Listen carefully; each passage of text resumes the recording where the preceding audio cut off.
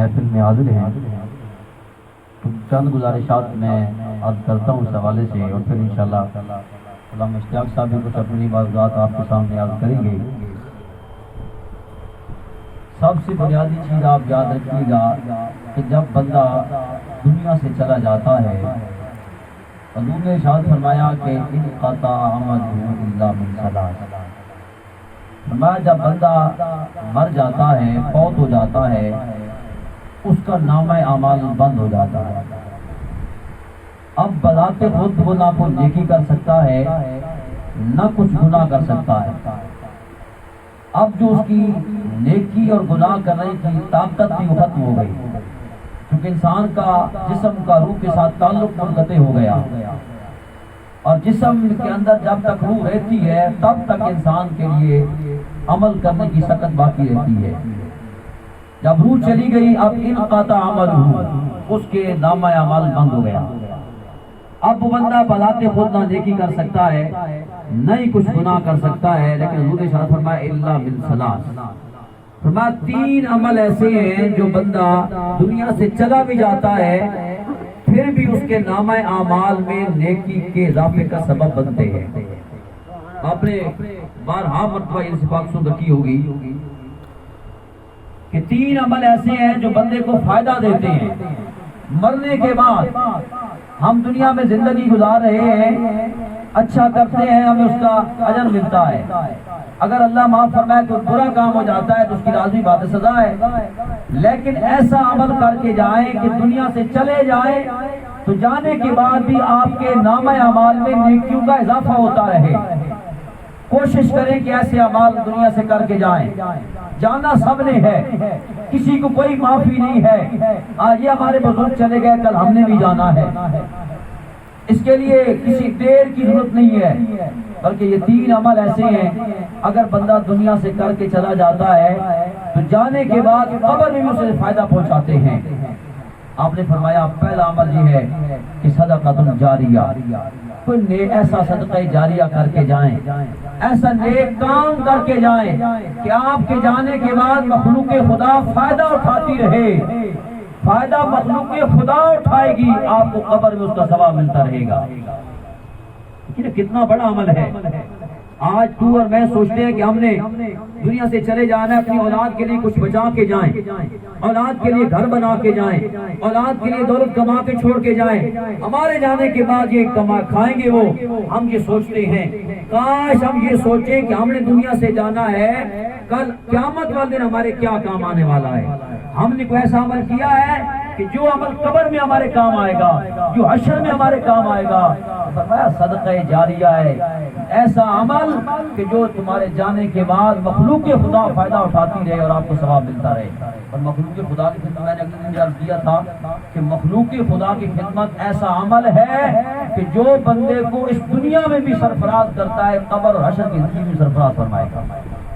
حضرت امام غزالی کا نام آپ نے سن رکھا ہوگا، بہت بڑے امام ہیں، بہت بڑے محدث ہیں، بہت بڑے فقی گزرے ہیں امام غزالی، اور تصوف کے امام گزرے ہیں۔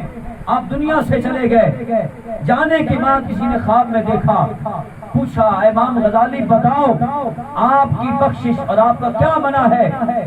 آپ نے فرمایا اللہ نے میری بخشش کر دی۔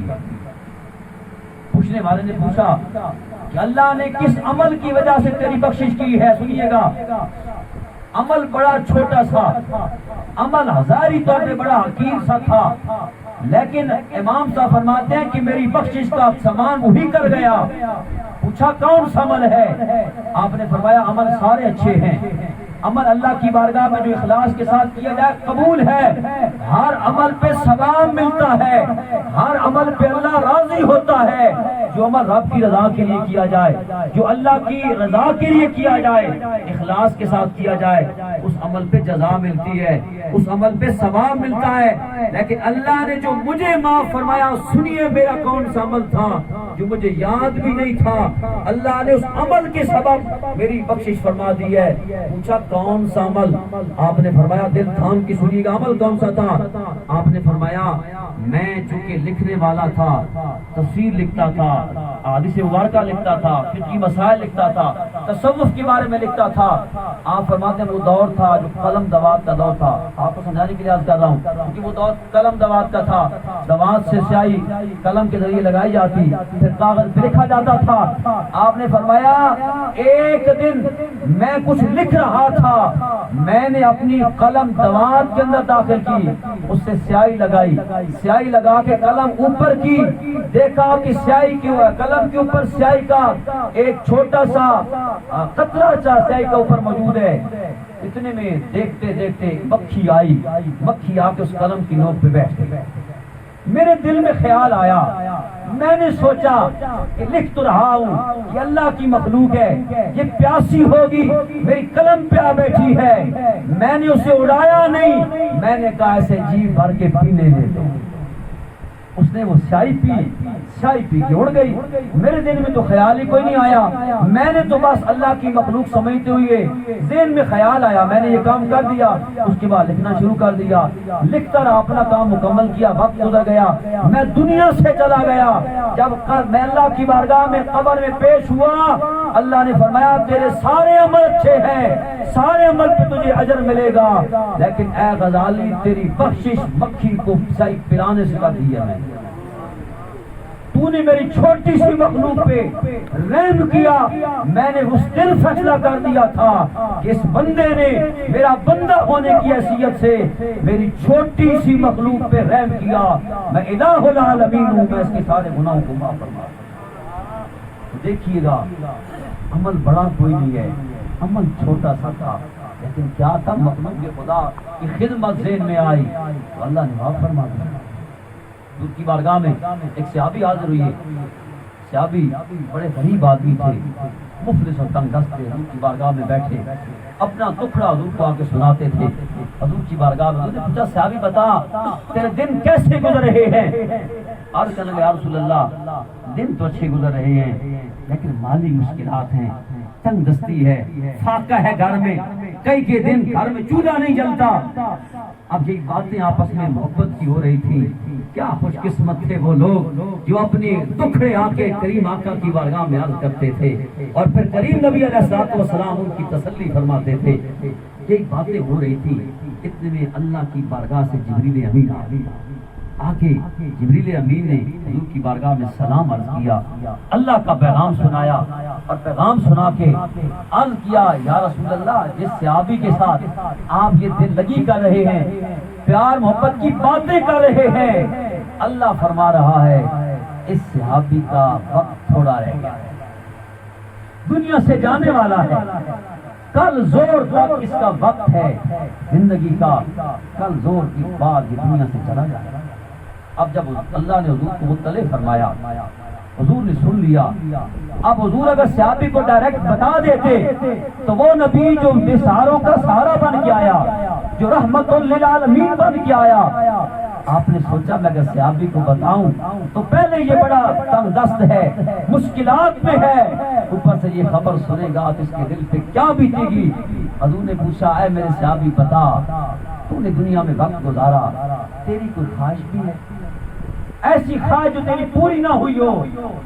آپ نے فرمایا یا رسول اللہ غریبوں کی کون سی خواہشیں ہوتی ہیں، غریبوں کے آنگن میں تو وقت بھی ٹھہر ٹھہر کے چلتا ہے، کبھی صبح نہیں ہوتی کبھی شامیں نہیں ہوتی، غریبوں کی کون سی خواہشیں ہوتی ہیں یا رسول اللہ؟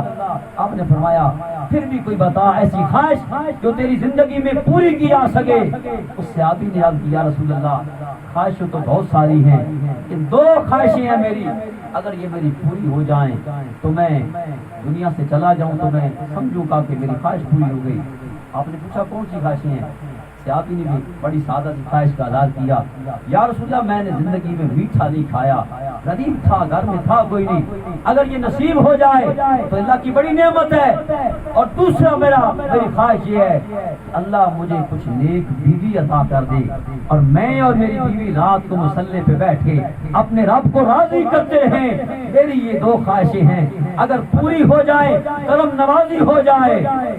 آپ نے صحابہ کو بلایا، حضرت عثمان غنی تعلق کی ڈیوٹی لگائی، اس میرے غلام کے لیے اب چونکہ آپ کو علم تھا، اللہ نے بتا دیا تھا کہ اس کا وقت تھوڑا رہ گیا ہے، تو آپ نے حضرت عثمان غنی ڈیوٹی لگے آپ کو میٹھا کے لیے تیار کریں تاکہ یہ میرا صحابی دنیا سے چلا جائے، اس کی جو خواہشیں وہ پوری ہو جائیں۔ اور پھر صحابی کو طویل چونکہ واقعہ میں مفسر کر رہا ہوں، آپ نے اس سے پوچھا صحابی سے کہ آپ کے رشتہ داروں میں کوئی ایسی خاتون ہے، کوئی ایسی عورت ہے جس کے ساتھ آپ کا نکاح کر دیا جائے؟ صحابی نے بتایا میری فلاں چچا کی بیٹی ہے، لیکن وہ میں غریب ہوں، چچا دیتا نہیں ہے۔ آپ نے فرمایا جا میرا پیغام دے کہ آپ کی بیٹی کا نکاح رسول اللہ نے میرے ساتھ فرما دیا۔ اب میں چونکہ مختصر کر رہا ہوں، وقت تھوڑا ہے، نکاح ہو گیا، حضرت عثمان غنی رضی اللہ عنہ میٹھا تیار کر کے لے آئے، حضور نے اپنے صحابی کو دے دیا۔ رات گزر گئی، دوسرا دن آیا، اب وہی میٹھا جو حضرت عثمان غنی رضی اللہ عنہ لے کے آئے تھے، اب ساری رات اس میاں بیوی نے مصلی پہ گزاری۔ مصلی پہ گزارنے کے بعد اب چونکہ حضور تو علم تھا کہ کل زور سے پہلے دنیا سے چلا جانا ہے، اب وہ میاں بیوی اپنے گھر میں گفتگو کر رہے تھے، باتیں کر رہے تھے۔ حضور نے ایک صحابی کی ڈیوٹی لگائی کہ جا آپ نے اس کے گھر کے آس پاس رہنا ہے، جب اندر سے رونے کی آواز آئے مجھے آ کے بتانا ہے، چونکہ انہوں نے دنیا سے چلا جانا ہے تو میں جا کے تقسیم کروں گا۔ اب زور کا وقت قریب آ گیا، وہ جانے کا وقت قریب آ گیا، جو اللہ نے بتایا تھا جبریل امین کے ذریعے، وقت قریب آیا نا، تو صحابی گھر کے گرد کا چکر لگا رہا ہے، ارد گرد دیکھ رہا ہے، کوئی آواز رونے کی نہیں آئی، کوئی کسی قسم کی رونے کی آواز نہیں آئی۔ تو وقت گزر گیا، زور کا وقت گزر گیا، عصر کا وقت آیا، حضور نے اس صحابی کی جس کی ڈیوٹی لگائی تھی اسے بلایا اور پوچھا صحابی بتا اندر کے حالات کیا ہیں؟ اس نے عرض کیا یا رسول اللہ اندر سے رونے کی کوئی آواز نہیں آ رہی، اندر سے باتوں کی آواز آ رہی ہے۔ وہ میاں بیوی آپس میں باتیں کر رہے ہیں۔ اب جبریل امین پھر حاضر ہوئے، حضور نے اللہ کی بارگاہ میں دعا کی، یا الہ العالمین آپ نے مجھے کل یہ بتایا تھا یہ دنیا سے چلا جائے گا، وقت گزر گیا ہے یہ دنیا سے نہیں گیا، وجہ کیا ہے، اس کی زندگی میں اضافے کا سبب کیا بنا ہے؟ جبریل امین آئے اور عرض کیا یا رسول اللہ جس صحابی کے بارے میں نے کل بتایا تھا کہ دنیا سے چلا جائے گا، انہوں نے عمل ایسا کیا ہے جس کی وجہ سے اللہ نے ان کی عمر کو طویل کر دیا ہے۔ وہ عمل کون سا تھا؟ انہوں نے جبریل امین نے عرض کیا یا رسول اللہ ان کا عمل یہ تھا کہ کل یہ میاں بیوی جب پہلی رات اپنے بستر پہ گئے، ان کے پاس وہ حلوہ تھا، وہ میٹھا تھا، بڑی خواہش تھی اس کی زندگی کی، یہ پوری خواہش تھی کہ میٹھا کھا لوں، لیکن جیسے ہی ہاتھ بڑھایا کھانے کی طرف، دروازے پہ دستک ہوئی، سائل بلانے والے نے بلایا، فقیر نے ندا دی اللہ کے نام پہ دے دو۔ اب اس بندے جس کی خواہش زندگی کی تھی کہ مجھے میٹھا مل جائے، آنکھوں کے سامنے ہے، ہاتھ میں ہے، کھانا چاہتا ہے، ادھر رب کے نام پہ مانگنے والا آ گیا۔ اس نے بیوی سے مشورہ کیا، بیوی بھی نیک بخت تھی، نیک خاتون تھی، اس نے کہا ہم خواہش بعد میں پوری کر لیں گے، اللہ کے نام پہ مانگنے والا آیا ہے، ہم اپنے ہاتھ کو اللہ کے نام پہ فوقیت دیتے ہیں۔ وہ سارا اٹھایا اس فقیر کو دے دیا، جب فقیر کے ہاتھ میں وہ میٹھا آیا تو فقیر نے دعا دی یا الہ العالمین اس جوڑے کو لمبی زندگی عطا کر۔ اللہ نے فرمایا انہوں نے میرے نام پہ دیا ہے، میں نے اس فقیر کی صدا کو قبول فرمایا، ان کی موت کو زندگی میں تبدیل فرما دیا۔ مخلوق کے خدا پہ ترس کرنا، مخلوق کے خدا پہ رحم کرنا، فرمایا ایسا عمل ہے کہ انسان کی زندگی کا طویل ہونے کا سبب بنتی ہے، درازی عمر کا سبب بنتی ہے۔ تو سامعین احتشام میں عرض کر رہا تھا، پہلا عمل صدقہ جاریہ ہے، جو بندہ نیک عمل کر کے جاتا ہے، دنیا سے چلا بھی گیا، قبر میں پہنچا پھر بھی ثواب ملتا رہا۔ فرمایا دوسرا اس کا عمل یہ ہے علم ينتفع به، فرمایا ایسا علم چھوڑ کے گیا جس سے لوگ فائدہ اٹھاتے رہے، اس کا علم آگے لوگوں تک منتقل ہوتا رہا۔ اور تیسرا عمل اور انتہائی اہم ترین بات ہے، یہ بات کر کے میں جانا چاہوں گا، فرمایا ولد صالح، فرمایا نیک اولاد چھوڑ۔